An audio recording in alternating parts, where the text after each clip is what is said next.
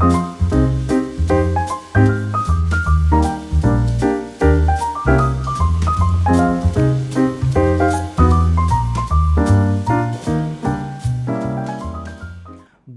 from Paris. I'm so excited to be here to study French for 4 weeks and to enjoy all that Paris has to offer. If you're curious about what it's really like to live in a Parisian apartment, then you're in the right place. I'm going to show you my apartment and give you an idea of its features, its quirks, the criteria I use to choose a place to rent, and what it costs. I've done this 3 times now in Paris, so I hope to give you a good sense of what to expect and some factors to consider if you decide to rent a place here. So let's go. When I was first a tourist in Paris, I was always curious about what's behind all those big doors. Coming from the suburbs, I really had no idea. So let's start from the beginning. This is my building, and it's located in the 18th arrondissement. An arrondissement is a neighborhood, really. They have 20 of them in Paris, which is home to the world-famous Basilica Sacré-Cœur. And my apartment is in the Montmartre neighborhood, only about 2 blocks from the funicular that takes you up to the Sacré-Cœur, which is at the very top of the hill. It's a little touristy right around me, but my street is quiet. I do feel safe coming home at night because there's enough activity going on around me. Let's start with what's behind this door. In some buildings, when you open the door from the street, there are stairs and maybe an elevator immediately in front of you that take you to the upper floors. In this case, there's a pleasant courtyard behind the door from which you can access several different buildings. It's quite common in Paris to access several buildings from the same courtyard. Now, thank goodness my building has an elevator. Not all of them do, because I'm on the 6th floor, or what is the 5th floor in France, since the ground level is not considered the 1st floor. Anyway, let's go up. Welcome to my apartment. This is by far the largest one I've ever rented here in Paris, and I'm enjoying having more space than I thought possible at a moderate price point. But I will say that the much smaller apartments I've rented in the past were organized very efficiently, and I was quite comfortable. So this is a living room. I love the beautiful old wood floors, the detail on the ceiling, and classic French touches like this big mirror. The room is large with 2 huge windows that provide light and air circulation, and I have a really nice view of Paris rooftops. It overlooks a pleasant courtyard, so the apartment is quiet and I have a sense of privacy. Some of the apartment building courtyards are not very attractive, but I've found that to be actually a minor point. Last year, I rented an apartment that faced a busy street. It was a few floors up, but it was still noisy at times. That's not a real problem if you sleep with earplugs like I do, but you'll need to look at the apartment description and the reviews on whatever rental platform you're using if noise is an issue for you. And of course, any other issue, you use the reviews to give you great insights on the apartment. One of my criteria for renting a place this time was that I could accommodate a guest who will need their own bed. I have a friend coming to stay for a few days. This sofa unfolds into a bed. Now, when I first saw this apartment on Airbnb, it had cloths draped over the furniture. One of the first things I did was to rearrange the furniture and take those cloths off.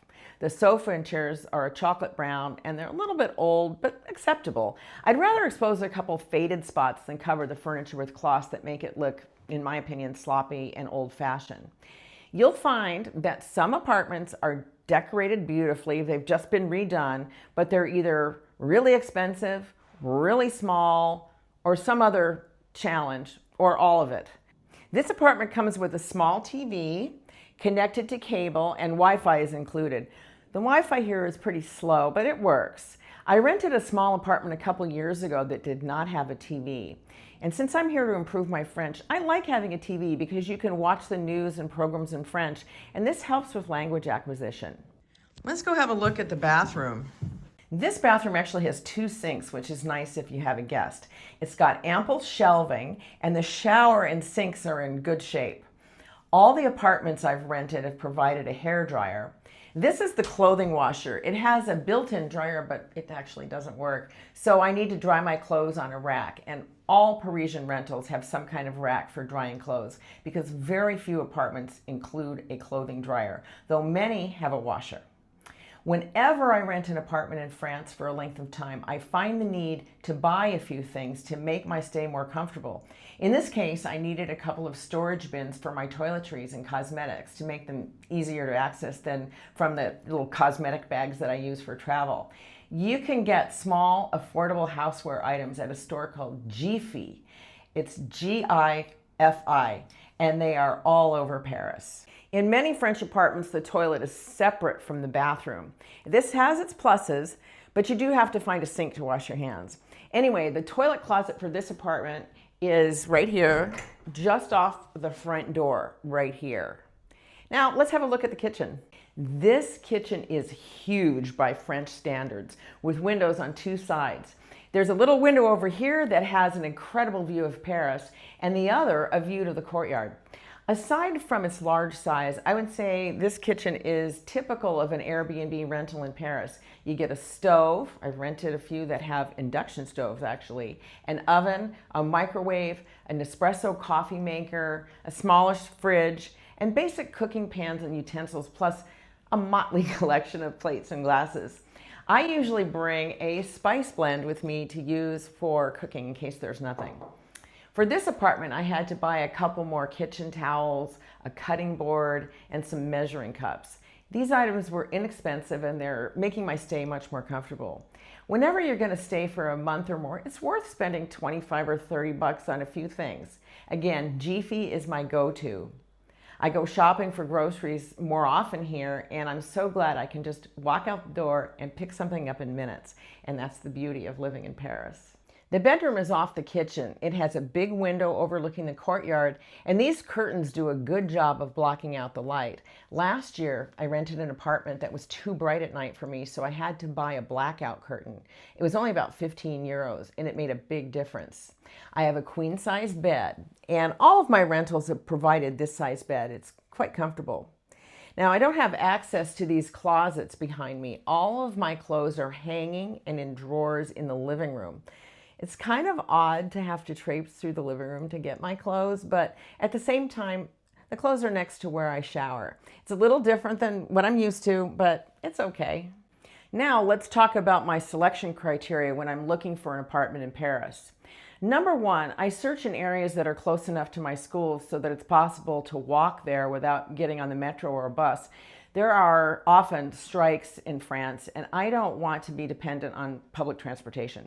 Plus, I love to walk to school, and I enjoy the sights and sounds of real life in Paris. Number two, I read all the reviews and consider the pros and cons of the apartment, the level of service provided by the owner, and the neighborhood, including its safety. Number three, I'm 64 years old and I'm quite fit, but I do prefer to have an elevator.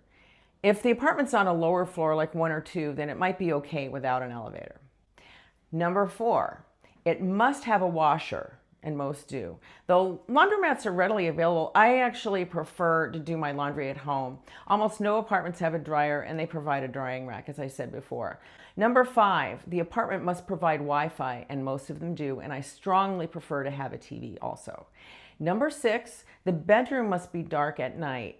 I ruled out one apartment in my recent search, partially because I feared the sleeping area would not be dark enough. Number seven, it must have close access to the metro so it's easy to get to other parts of the city. Number eight, it needs to be well served by markets, cafes, and restaurants.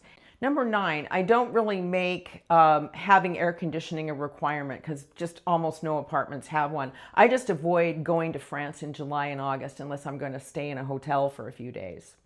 About the price, I'm recording this in September of 2025 and I rented this apartment in February. I'm staying for 5 weeks and I paid $2,324 per month. I did a search for a couple of different months for next year just to provide an example, and the price has gone up for this apartment by $1,000 a month. So it's hard to know where prices are going with the uncertainty of exchange rates and the world economy. This apartment is sort of in the lower moderate price range for one-bedroom apartments in Paris. And I think it largely depends on where you're staying too.